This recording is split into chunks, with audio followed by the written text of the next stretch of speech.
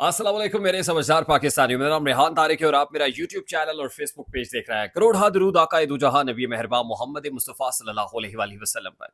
इस दुआ और इस उम्मीद के साथ इस व्लॉग का आगाज करते हैं कि अल्लाह रब्बुल इज्जत इस मुल्क के फैसला साजों के दिलों में समझदार पाकिस्तानियों के लिए नरमी पैदा कर दे। एस्टैब्लिशमेंट ने प्लान बी पर अमल दरामद तेज कर दिया है और इस प्लान बी की एग्जीक्यूशन के लिए हुकूमत ने दो काम बड़ी तेजी से आज के दिन कर दिए हैं और इन दोनों कामों का अल्टीमेटली हुकूमत को क्या फायदा होगा या क्या फायदा उठाने की हुकूमत कोशिश करने जा रही है, ये प्लान असल में है क्या, चाल चली क्यों जा रही है और किसको नुकसान पहुंचेगा, इसकी तमाम डिटेल्स आज के इस व्लॉग का हिस्सा होंगी। और साथ ही मैं आपको ये भी बता दूं कि जो लोग अभी ये समझ रहे हैं कि जस्टिस काजी फायजीसा गयो, जस्टिस काजी फायजीसा को रोकने के लिए सर धड़ की बाजी लगाने के लिए एस्टैब्लिशमेंट और हुकूमत दोनों ही तैयार नजर आते हैं। और दूसरी इंपॉर्टेंट चीज ये है कि कुछ लोगों को एक्सटेंशन, कुछ और लोगों की एक्सटेंशन भी प्लान का हिस्सा है और उसके लिए भी हर मुमकिन जो तरमीम है, हर मुमकिन जो स्पेस है कानून के अंदर, वो पैदा करने की कोशिश की जा रही है। किसकी एक्सटेंशन की बात कर रहा हूँ, ये भी मैं ज़रा जब डिटेल में जाता हूँ तो आपको बताने की कोशिश करूंगा कि असल में हुकूमत करने क्या जा रही है। देखिए, गुज़श्ता रोज़ सरदार अयाज सादिक साहब ने chief election commissioner, election commission मेंबरान को एक खत लिखा। ना सिर्फ सरदार अयाज सादिक साहब ने बल्कि स्पीकर पंजाब असम्बली मलिक अहमद खान साहब ने भी ऐसा खत लिखा। और उसके बाद बड़ी तेज रफ्तारी से आज सुबह ही सरदार अयाज सादिक साहब ने नेशनल असम्बली की वेबसाइट पे नई पार्टी पोजीशन जारी कर दी है। और इस नई पार्टी पोजीशन के मुताबिक जो पाकिस्तान तहरीक इंसाफ के 80 लोग हैं, उनको पीटीआई का नहीं बल्कि सुन्नी इत्तेहाद काउंसिल का जाहिर कर दिया गया है कि इन्होंने, और जो कल खत लिखा था उसमें भी यही कहा था कि जो इलेक्शन एक्ट में तरमीम हुई है उसका रेट्रोस्पेक्टिव इफेक्ट है 2017 से है। और बात यह है कि उसके तरमीम के हो जाने के बाद सुप्रीम कोर्ट ऑफ पाकिस्तान का फैसला एप्लीकेबल नहीं होता और वो लोग जिन्होंने पहला हल्फनामा जो जिस जमात का जमा कराया था वो किसी दूसरी पार्टी का हल्फनामा जमा नहीं करा सकते। इसलिए वो तमाम तर लोग सुन्नी इत्तेहाद काउंसिल के हैं, पाकिस्तान तहरीक इंसाफ के नहीं है। तो ये बड़ा गैर मामूली पेशरफ्त है, ये इंतहाई इंपॉर्टेंट डेवलपमेंट है जो इस मामले में सामने आई है। और सरदार अयाज सादिक साहब ने बड़ी तेज रफ्तारी के साथ इस डिटेल को नेशनल असम्बली की जो वेबसाइट है उसके ऊपर भी जारी कर दिया। मखसूस नशिस्तों के लिए, क्योंकि सुन्नी इत्तेहाद काउंसिल ने अप्लाई नहीं किया था, तो 23 जो मखसूस नशिस्तें हैं इस फार्मूले के तहत वो पाकिस्तान मुस्लिम लीग नून, पाकिस्तान पीपल्स पार्टी और जेयूआई के अंदर डिस्ट्रीब्यूट होनी है। मैंने आपको बताया ना कि हुकूमत और इस्टेब्लिशमेंट हर मुमकिन कोशिश करेगी कि मौलाना को साइड पे रख के भी जिस तरीके से भी वो मैजिक नंबर अचीव किया जा सके, गोल्डन नंबर अचीव किया जा सके, वो कर लिया जाए। और उसका मकसद एक ही है और वो है कुछ तरामीम कराना, कुछ आईनी तरामीम जिसके लिए 2/3 मेजोरिटी रिक्वायर्ड है। Number one. नंबर टू बात यह है कि आज ही एक ऑर्डिनेंस जारी हो गया है सदर ममलिकत के दस्तखत के साथ। पहले वफाकी काबीना ने इस ऑर्डिनेंस की तौसीक की और उसके बाद जो ऑर्डिनेंस है उस पर ज़ाहिर है सदर ममलिकत के दस्तखत होते हैं वज़ीर आज़म की एडवाइस पे, तो वो ऑर्डिनेंस बन जाता है, कानून की शक्ल इख्तियार कर लेता है। अच्छा, मैं ज़रा इस ऑर्डिनेंस के खदोखाल आपके सामने रखता हूँ। ये जो इलेक्शन एक्ट तरमीमी ऑर्डिनेंस जारी किया गया है, इसका मतलब क्या है और ये क्या कह रहा है। देखिए, द सुप्रीम कोर्ट, सॉरी, ये इलेक्शन एक्ट तरमीमी ऑर्डिनेंस नहीं है, ये प्रैक्टिस एंड प्रोसीजर एक्ट में के अंदर जो है तरमीम की गई है। ये the Supreme Court practice and procedure तरमीमी ऑर्डिनेंस 2024 है। आइन के आर्टिकल 184(3) के तहत जारी करदा हुक्म के खिलाफ अपील का हक ऑर्डिनेंस में शामिल किया गया है। आइन के आर्टिकल 184 क्लॉज 3 के तहत तहरीरी तौर पर बताना होगा कि जेर गौर मामला हकीकतन अवामी मफाद का मामला है भी या नहीं है। यानी जो 184(3) के तहत खुद नोटिस लिया जाता है उसमें अदालत को पहले क्लियर करना पड़ेगा कि क्या अवामी मफाद के तहत है, क्योंकि 184(3) की जुरिस्डिक्शन है ही अवामी मफाद के लिए। तो अगर वो नहीं होगा तो नहीं लिया जा सकेगा। इसी तरह Supreme Court practice and procedure तरमीमी ऑर्डिनेंस 2024 के नफाज से अदलिया में जो भी कार्रवाई होगी उसका ट्रांसक्रिप्ट तैयार होगा जो अवाम के लिए दस्तयाब होगा, इसको पब्लिक किया जाएगा।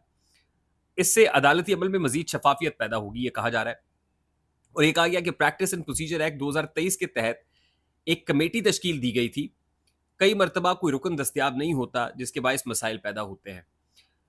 जो केस पहले दायर होगा उसको पहले समाअत के लिए मुकर्रर किया जाएगा और बाद में आने वाली केसेस को कतार दर कतार जो है वो लगाया जा सकेगा।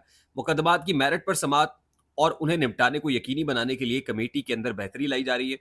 नए ऑर्डिनेंस, अब ये बड़ा इंपॉर्टेंट है, नए ऑर्डिनेंस के तहत केसेस को समाअत के लिए मुकर्रर करने वाली कमेटी में सुप्रीम कोर्ट के सीनियर तरीन जज के अलावा किसी भी सुप्रीम कोर्ट के और जज को चीफ जस्टिस ऑफ पाकिस्तान वक्तन फवक्तन कमेटी के तीसरे रुकन के तौर पर नामजद कर सकते हैं।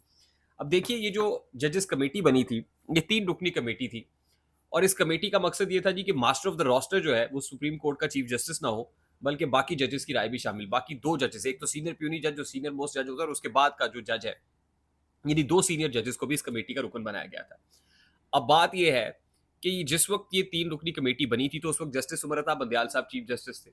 اس وقت کے سپریم کورٹ کے چیف جسٹس عمر بندیال صاحب کے اختیارات کو کمزور کرنے کے لیے کہ فرد واحد فیصلہ نہیں کرے گا, 3 رکنی کمیٹی بنا دی گئی, جو ٹھیک ہے, سب نے مانا کہ یہ اچھی بات ہے.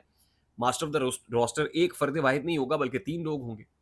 اب یہ کیونکہ جسٹس قاضی فائز عیسیٰ چیف جسٹس ہیں اور ان کو اس کمیٹی کے اندر ریزسٹنس کا سامنا کرنا پڑتا ہے جسٹس منیب اختر اور جسٹس منصور علی شاہ کی طرف سے. تو اب یہ کہا گیا ہے کہ جو ایک ووٹ ہے چیف جسٹس کا, اصل میں اب وہ ایک ووٹ نہیں رہے گا 3 میں سے, اب 2 ہو جائیں گے. کیوں؟ وہ اس لیے کہ ایک تو سینئر پیونی جج ہوگا, لیکن جو تیسرا جج ہے وہ چیف جسٹس اپنی مرضی کا لگائے گا اور وقتاً فوقتاً اس کو تبدیل بھی کر سکتا ہے. وہ کوئی بھی جج لے گا اس کو کمیٹی میں لگا دے گا, اور ظاہر ہے چیف جسٹس اپنے طرف کا جو جج ہے وہ کمیٹی کا حصہ بنائے, اور اس طرح 2-1 سے کوئی بھی جو کیس ہے اس کو ٹیک اپ کر لے, اور کوئی بھی جو بینچ ہے اس کو اپنی مرضی کے ججز کو شامل کر کے اس بینچ کو اناؤنس کر دے. اسی طرح 184(3) کی جورسڈکشن کا معاملہ بھی اس کمیٹی کے پاس. یعنی یہ اصل میں اس وقت جسٹس عمر بندیال صاحب جو اس وقت کے چیف جسٹس ہیں ان کے اختیارات کو کم کرنے کے لیے ترمیمی ایکٹ 2023 آیا تھا, پریکٹس اینڈ پروسیجر ایکٹ جو 2023 متعارف کرایا گیا تھا. ابھی جو ترمیم ہے 2024 کی, وہ اس وقت کے چیف جسٹس کو کمزور کرنے کے لیے تھی, یہ اس وقت کے چیف جسٹس کو مضبوط کرنے کے لیے ہے. تو آپ اندازہ کر لیجئے کہ اگر ابھی جسٹس قاضی فائز عیسیٰ کو مضبوط کرنے کی تیاری ہو رہی ہے تو پھر آپ سمجھ لیجئے کہ وفاقی آئینی عدالت کا جج بھی چیف جسٹس قاضی فائز عیسیٰ صاحب کو لگانے کے لیے یہ حکومت ہر ممکن کوشش کرے گی اور ہر حد تک جائے گی. اس لیے جو لوگ ابھی یہ سمجھ رہے ہیں کہ ایسا کچھ نہیں ہوگا تو ان لوگوں کو ذرا ہوش کے ناخن لینے چاہیے اور ان کو دیکھنا چاہیے کہ ہو کیا رہا ہے. آئی ہوپ کہ یہ 2 آج کی جو بڑی ڈیولپمنٹس ہیں یہ آپ کے یہ جان لینے کے لیے کافی ہوں گی کہ حکومت کا پلان اور اسٹیبلشمنٹ کا پلان ابھی ٹلا نہیں ہے, بلکہ they are fully behind it.